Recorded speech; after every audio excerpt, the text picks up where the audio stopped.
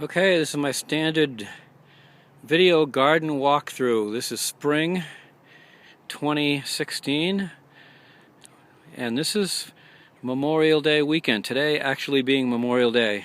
Didn't think I'd make it, but I'm actually complete, so I'll take a little walk around here. I only got started about, I don't know, a week and a half, 2 weeks ago. I think a couple of weeks ago I got the rototilling done, and then it was work after that. So we'll start off with the 5-gallon pots. I use these to start seed and to store extra plants and grow things kind of experimentally. I can move these things around to better locations if I need to, and so forth. So like if something was eating squashes really bad, I could take this squash here, this says 2 squash plants there, I could move it somewhere entirely different where maybe that pest didn't exist. In here I often start seeds, but these are empty. I'll probably put some of the squash I start in them. These two here have Swiss chard plantlets. This one here again has some more of the squash plants I got. These two here I've planted cucumber seeds to see how many I can get going, but I already bought some plantlets too. I've had horrible years with cucumbers for all too many. Never get enough cucumbers. Tomatoes, totally another matter. And then all the rest of these empty for future planting. Probably put squash plants and things like that in them. And then all along here is the bean wall. Pole bean, Roma pole beans planted. Along the bean wall, go right up the fence. Goes to over there. That hasn't done tremendously well in the past year. I think the year before it did a little better. Alright, this is row 1 closest to the house. 2 cucumber plants basically per little area here. And we'll see how those do. So I should have a lot just from that, I hope. Under here, Brussels sprouts, cages to protect from a woodchuck that might manage to get in here. Oh, I meant to show something before this. We'll get back to it. And here's broccoli plants.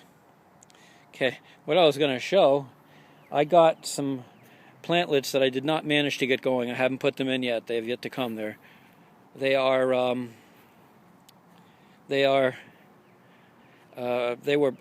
I should say, peppers, 6 of them. They got eaten.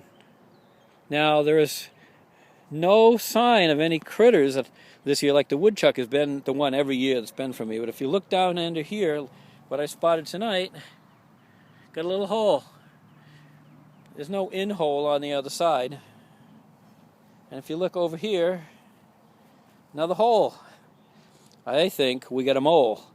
And I think it's due to the fact we no longer have a cat that roams outside and is a mouser, who used to nail every chipmunk and mole he came across, kept the population down.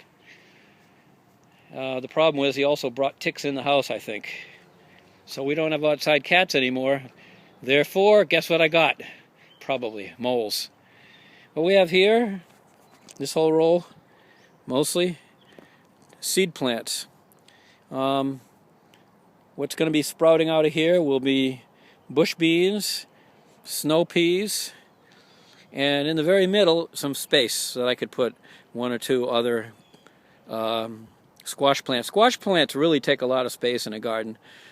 I hope to get some tromboncinos going, some zucchinis, and yellow squash. We'll see what happens in later videos here. You'll see what I did. That's the plan.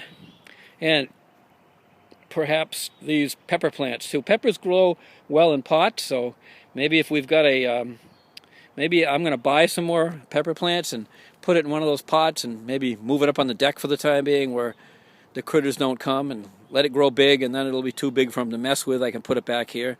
That's what you can do with pots. So here you got more Brussels sprout plants, unprotected by cages. I don't have enough cages. I wish I could buy some. And then start the starts on that end, the cucumbers, the tomato plants. And here, a couple more of the squash, and again, tomato plants all the way.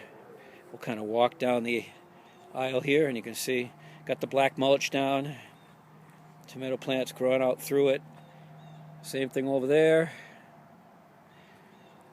And on this side of me as well. Oops, get it in frame, Mitchell. Not doing the best here, sorry. I am not a professional photographer, am I? Okay, next row over. There's one tomato plant down there and nothing. That's all places for squash to grow later on. Ooh, I just realized there's one I haven't planted yet. Look at it sitting down over there. I set it there and I never put it in the ground. I guess I gotta, maybe I'll stick that in that space back in the other one. It'd be easier. I haven't poked holes in this. My finger's getting in the way. And down at that end, again, more space just to plant something. There's no holes in that black mulch. I just stuck it there. But the whole length you see there is all corn seed. And then down at the end I put a couple of tomatoes. I got a tomato plant that actually had 3 in one cell, so I managed to separate them, and they're growing. They're actually growing. We'll see how they turn out. And way down this corner, oh, also down here, this is chives. You don't even have to plant them. They grow every year. Same with this. Jerusalem artichokes. They grow like weeds if you don't harvest them, and I haven't been harvesting them. So they're really starting to take over. We got to start harvesting some this year. maybe from this patch here, and maybe part of this patch that's growing towards me here, but to find some uses to eat that. This here is cat mint. I had some catnip. I don't think it's sprouted up. I don't know, let's go see. It was right here where these cages were, and I kind of put all this over it because it doesn't winter well, and then it doesn't come up. Nope. And it wasn't even that cold of a winter, but nothing came up. I'll have to remove all the leaves here and see if there's any sign of it, but nothing much. I have had no luck with catnip, and I would so love to get it. Cat mint, on the other hand, plenty healthy. Every year. I didn't even harvest what I had last year because I had so much harvested from the year before. And that's pretty much it. And we got all the other normal things that we kind of grow wild here, but that's another whole subject. The grapevine, which is over here. And gotta probably pick some of this. You can see it on the other side there. Rhubarb. There's another plant just off to the right. Same thing, not as big. Of rhubarb. That's fun to get some strawberries and put it together and make my favorite thing, strawberry rhubarb pie. There's also some things growing out there that I don't know what they are.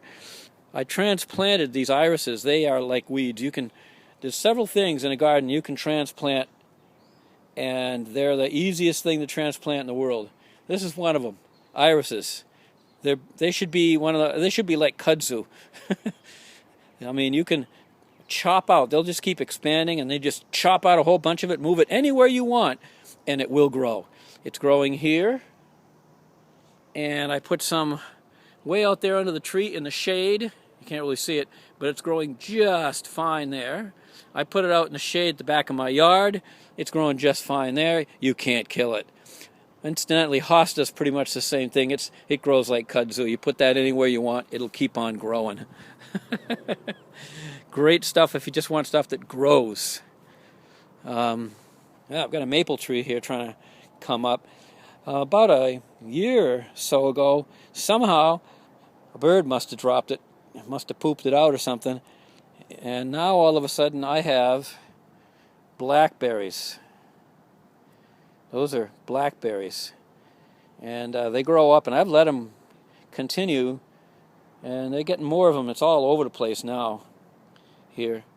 And I'm hoping eventually I'll be able to pick blackberries right here like I used to pick them at Raytheon. They were so yummy. So I have not been wanting to cut that stuff down. This, I think I'd cut this down. I don't know what it is. It does make flowers eventually in the summer that look like daisies all over the bush, and they stink.